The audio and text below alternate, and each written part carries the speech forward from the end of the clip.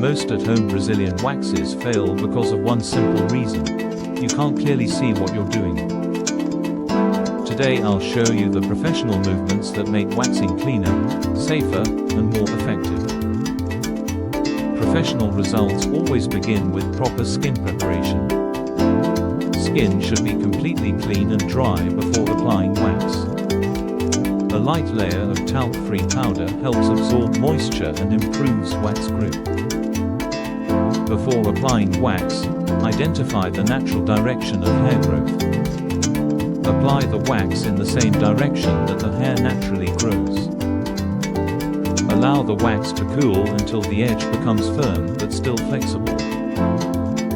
Lift one corner gently to create a secure grip before removal. Remove the wax quickly while keeping your hand close and parallel to the skin. Avoid pulling upward because a parallel pull helps remove hair more efficiently. Apply gentle pressure immediately after removal to help reduce discomfort. Remove any remaining wax with a suitable oil-based cleanser. Finish with a soothing post-wax product designed for sensitive skin. For the next 24 hours, avoid tight clothes, intense exercise, hot baths, and excessive heat to help minimize irritation.